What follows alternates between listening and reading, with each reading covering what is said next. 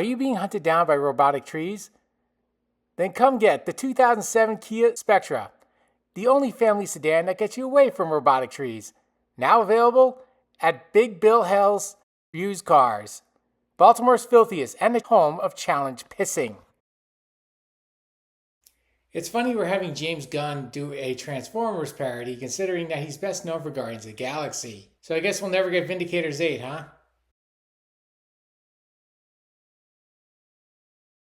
Yeah, after watching Maximum Velocity, Rick does his most pettiest thing by pissing on the TV, destroying it.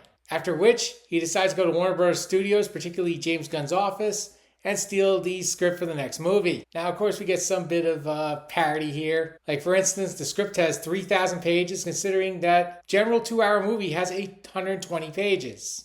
So in other words, the next sequel for Maximum Velocity is longer than the special edition of Lord of the Rings.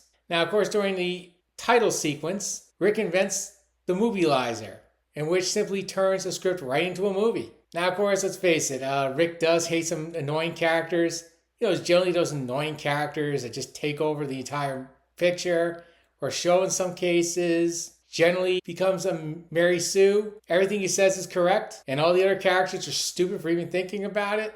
It's not like you're showing here on the corners here. Rick's first action is simply, let's get rid of both Baron Thickel, because he's been in this series way too long, and of course Tannenbaum, the annoying character. And it does lead to one of the funniest deaths in the last 2 seasons.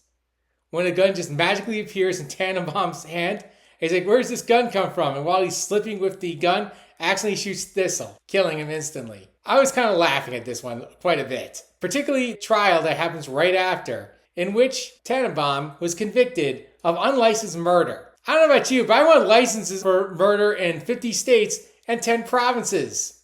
Why? If I have to watch another Space Jam, I really want this. I am going to build a wall of terrible writers who write the next Space Jam.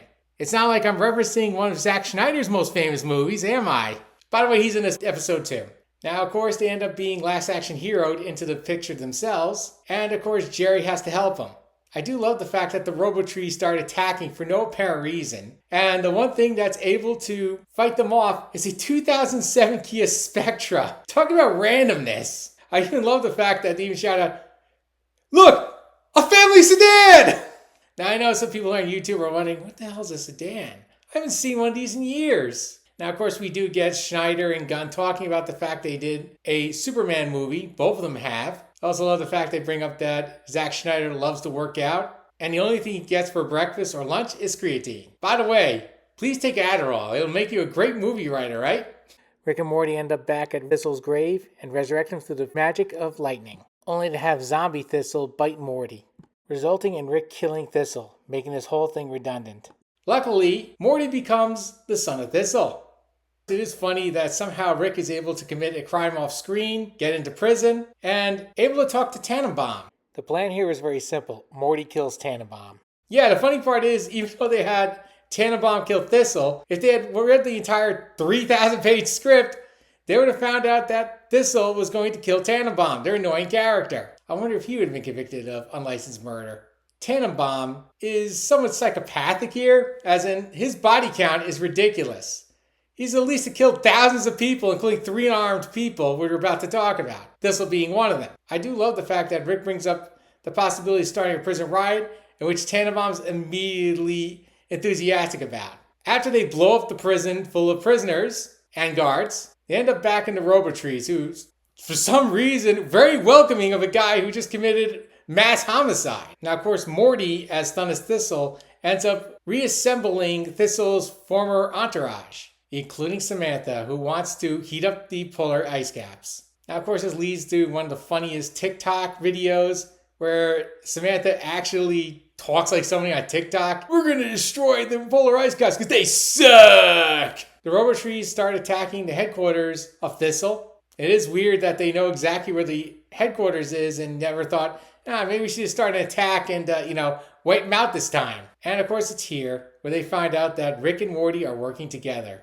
All meanwhile, James Gunn visits the home of Rick and Morty and are amazed that they came up with a Movielizer. Now, knowing the fact that they can literally make a movie just based off a script, He eventually comes to the idea that, why don't we have one of these? Now, it is funny that somehow James Gunn has the number for Rick, and a falsetto voice calls Jerry, pretending to be Beth, saying how much she loves him. It would have been funny, though, if Jerry brings up, are you Space Beth? I really wonder how Gunn would have reacted, that there's actually two Beths. Or particularly find out how they were when they were 10 years old. The rest of the episode, Gunn is trying to steal the movie-lizer. I do love the fact that Jerry does not want to betray the family for some reason. After taking some Adderall, Jerry decides to rewrite the script that's now gone linear. Yeah, we're doing The Circle. The show had already done this in the episode Never Ending Rick. Jerry ends up writing a portal that goes to New York City because, let's face it, all movies in the United States has to take place in New York City for some reason. Upon entering New York, they are greeted by some guy driving a Lamborghini who gives them their keys and then runs in front of a bus. Yeah, this happens all the time. And then comes an epic chase scene throughout the city of New York that eventually leads to the North Pole. At this point, Morty acknowledges Samantha's efforts in building her polar ice cap destroying machine and turns it on. Unfortunately, Samantha has seen through Morty's ruse and is now out for revenge. Eventually, Rick challenges the Robotrees and Tannenbaum sticks up for him. The fact that this is the man who got him out of prison. However, Rick immediately says, I hate you, Tannenbaum. Like almost like tears in his eyes and reaches into his pocket. At this point, Tannenbaum shoots him. And for the second time, they find out that Tannenbaum committed unlicensed murder of an unarmed man. Rick grabs Morty and they did the best impression of a Disney villain death. The movie ends and Rick and Morty immediately comes back to reality. Now, of course, James Gunn at this point just stole the hard drive, brought it to one of the Warner Brothers. I don't know. And James Gunn gets shot. Of course they're not going to allow this thing to exist. Too much money. In the post-credit scenes, Jerry decides he wants to go into Space Jam. Yeah, it's not like I reviewed this sometime before, right? You could probably see in the corner. Click it if you feel like it. It's number 1. Of course, Rick's last word in the film was, I'll see you next summer. Who apparently is into raptor porn of all things.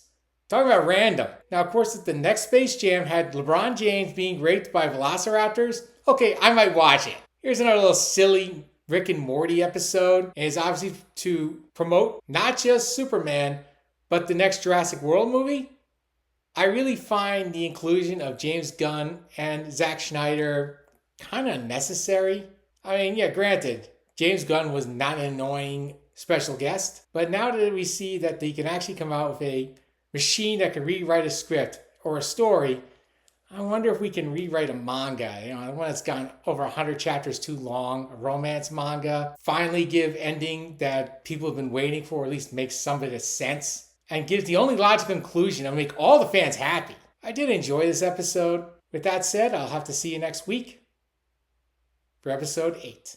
Until then, bye.